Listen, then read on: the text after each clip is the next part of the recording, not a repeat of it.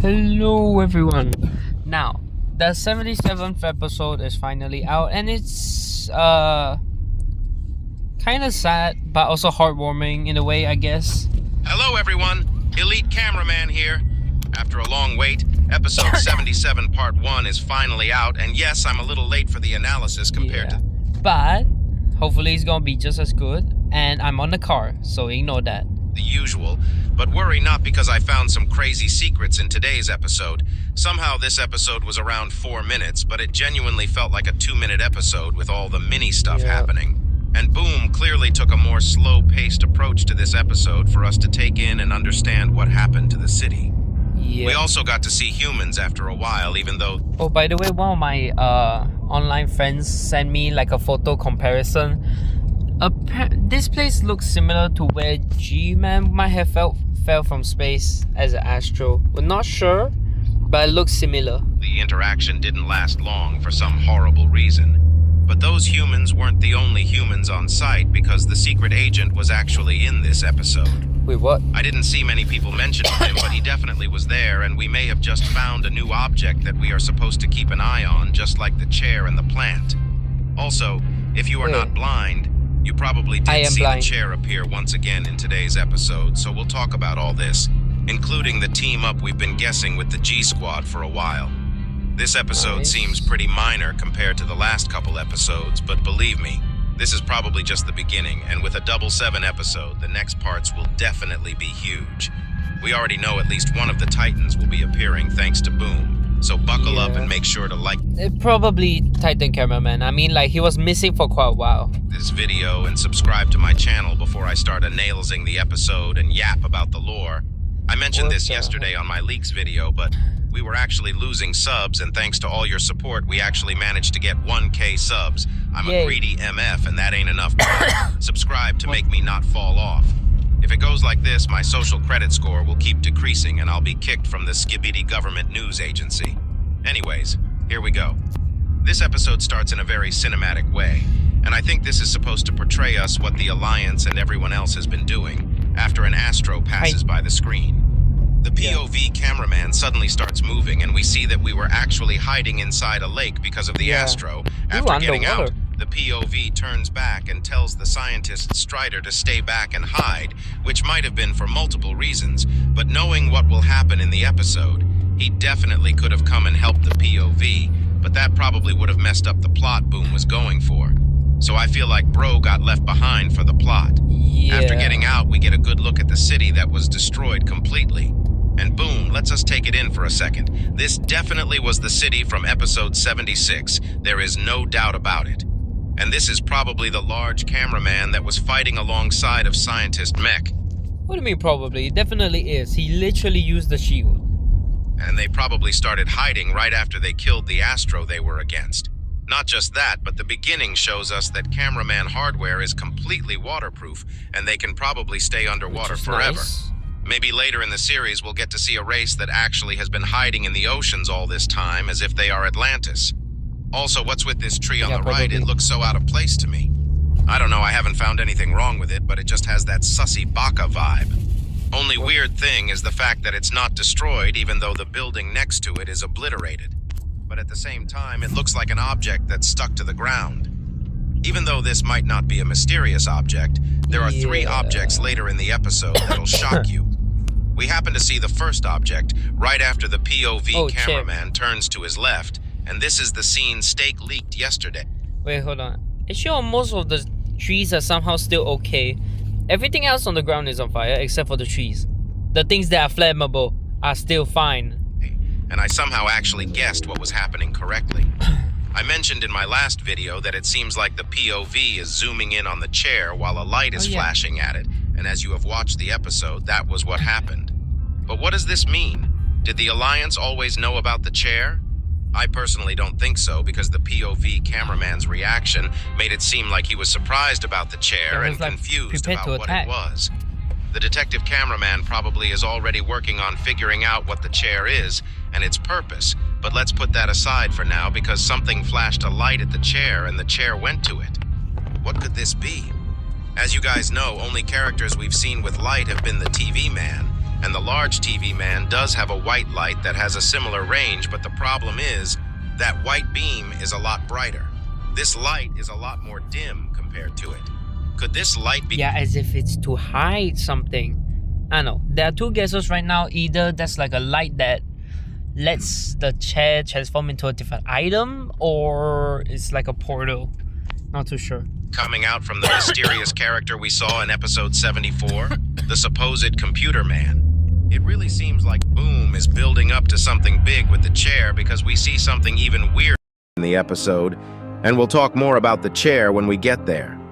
Seeing the chair, the POV cameraman instantly flies towards the area ready to shoot at whatever it is, but when he arrives, there is nothing but the plant. Oh yeah. The plant we've been seeing last couple episodes. It's just standing there. But in this scene, something else caught my eyes. The payphone on the left, and at first I didn't see anything, but in a few moments I'll show you the payphone's secret and mention what I think we'll need to look out for in the coming episodes to find the secrets. Oh wait, what the? We don't see anything. Why is it on a tree? That's my question. Happen to the plant, but right as the POV cameraman is charging up his laser gun, he hears running sounds and turns to his left. And we are greeted by 5 humans. The one on the front looks like the humans leader, and it seems like they were hiding in the church, but it was Hold on. 2 of them don't have weapons, and they don't have headgear. Hold on, that's sus. That's suspicious. You see, they have headphones, but they don't. I don't think... burned by the Astros. I wonder how long they've been hiding here for, because they clearly are stacked up with guns. Only weird thing is the couple in the back. They are definitely NPCs. And the human actually talks to the POV cameraman and says, "I've seen likes of you helping out other people. Can you get us to a safer place?" And the dumbass POV cameraman points at the burning church. Blood, how are they gonna get in? And as if nothing happened, he almost turns back to his right. At least he's got a good hunch, because something crazy happens when he turns to his right, which we'll talk about in a second. But before he can charge up his gun and turn to his right, the human interrupts him once again and says, "No, can't you see the church is on fire?" Right before they get interrupted by the ops. I don't know why, but this genuinely felt like it was out of a game. It felt supernatural, so props to Boom for blending it in this perfectly. But before I go and talk about the crazy details you might have missed, watch the clip of the human talking without any interruptions. Don't shoot. We're not enemy. Why did they speak like that though? She just said we're not enemy. I've seen likes of you helping out other people. Can you get us to a safer place? No. Can't you see the church is on fire? This also means that the humans have seen other Alliance members before, but it may have been these guys' first time meeting the Alliance. I wonder if there are actually humans who survived and can actually help the fight. I think Boom might at least put one elite human character that'll be like Plunger Cameraman or... Yo, I really hope so. Like, literally, the humans we see right in this episode, they die. But the one that Camera Woman found like way before, we still have no idea what happened to them. TV Daddy. But on the topic of characters, who was that next to the payphone? Right as the POV cameraman was about to turn right, we actually get a glimpse of someone standing next to the payphone. If you look closely, this dude clearly has a suit, and it is most likely the secret agent. But what is he doing there? And what's with the payphone? So difficult You may not believe me, but a couple seconds after this clip, the payphone and the secret agent will both disappear. But before I show you that, let's talk about the possibilities. First of all, what's the relation with the chair here? What exactly are these random objects? It looks like the clean-looking objects are mostly some sort of imposter objects. That's why the tree in the beginning of the episode caught me off guard. Maybe that was something similar as well because it was too clean. So I would keep an eye out for objects that doesn't seem to be damaged at all in an environment that's hella damaged. When I first saw the payphone, I remembered the Matrix movies, like how they used the payphones to go back to the real world, but I doubt that's the case here since it wouldn't really fit the story, but it's possible that the secret agent and the payphone teleported somewhere together. I wonder what these objects have been doing and if we saw them before the chair. Maybe Boom has been hiding these for a while and we just had no idea. There definitely is going to be a big payoff with these, though, because Boom really has been showing them literally every single episode non-stop. With them being confirmed as working for the secret agent at this point, both with the green energy and us... Yeah, and also, we still have no idea what happened to the main cameraman, you know, the duo, the ones that are like greenish with the shirts. Seeing them together, it'll be interesting to see their true nature when it's revealed. Right after the secret agent clip is when this episode truly starts. Right when the human stops talking, an Astro toilet instantly starts attacking, and I don't know if you noticed it, but it doesn't aim for the cameraman at first. The first bullets go to the humans, and I think this was intentional. We see the POV cameraman open up his plasma shield as fast as he can and start blasting the Astro with his laser gun, but as he'll see in a moment, it was already too late. Another Astro shows up as he kills the first one, and he is able to open his shield one more time at the right moment to block the ramming attack of the Astro and explodes it with his laser gun. And this blood turns back to call forth the humans, but they are nothing but corpses at this moment. Bro realizes this and looks back for a moment in He's in shock, like literally. Silence. Look at him. But before we continue with what happened, I just want to mention something we saw a few seconds ago. When he was looking at his left, we could see a green car and the plate number is actually visible. This may be nothing, but the fact that it's readable might mean it has a meaning. On this plate it says C04125M. I can't read it. I legit have no idea what this could mean if it means anything, so I'm just saying it so that if it makes sense to anyone, they can figure it out and let us know. Anyways, this episode actually reveals quite a lot about the Astros because we actually see them use two new abilities we have not seen before. As the POV cameraman is looking at the corpses, an Astro shows up, but blood suddenly turns invisible. It might not be obvious at first since it looks like he goes inside the smoke, but he definitely turned invisible just like how the secret agent can. That's why the POV cameraman looked confused about where the enemy is, and he suddenly shows up from his left. But this large cameraman definitely has some crazy reflexes. He blocks... You mean from his right? It was literally from his right. The first couple attacks, but right when he is charging his laser gun, he gets rammed and was almost killed by the Astro.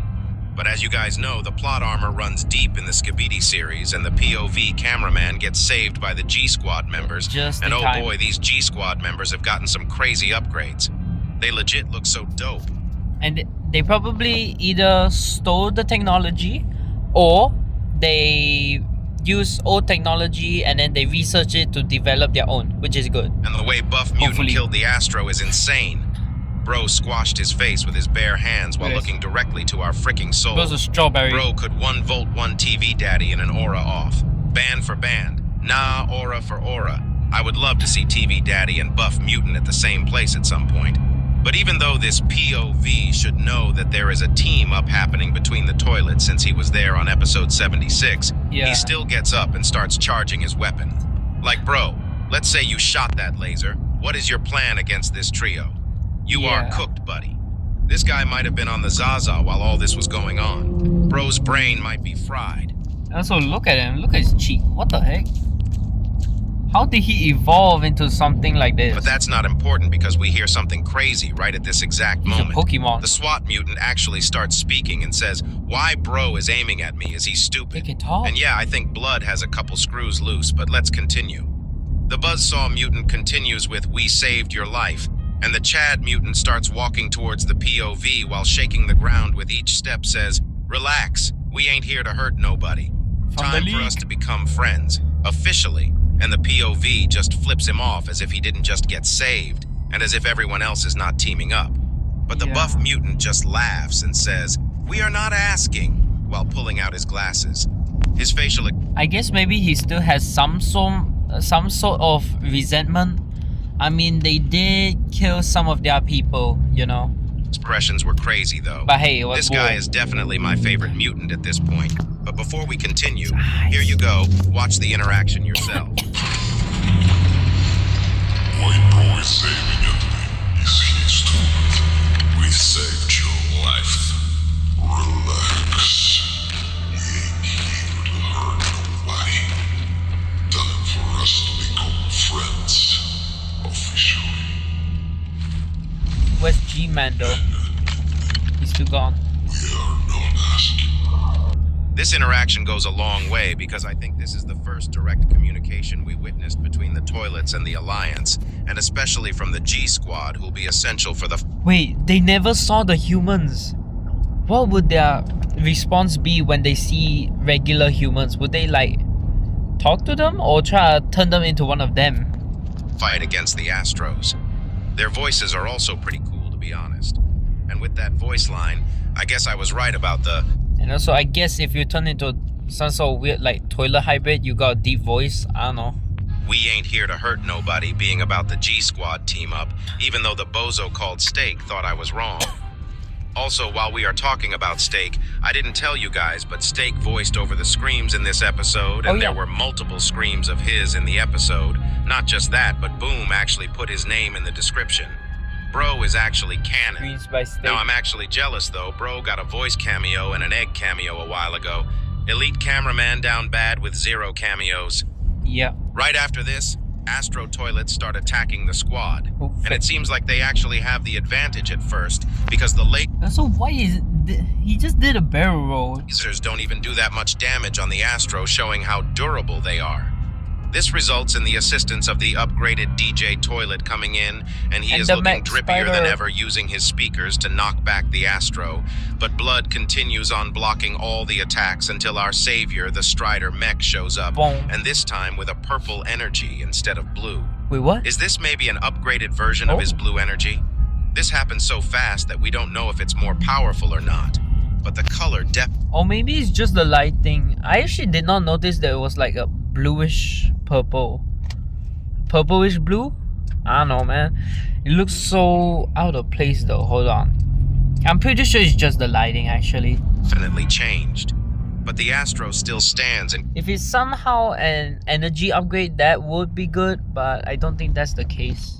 keeps shooting his shots even with his wings broken.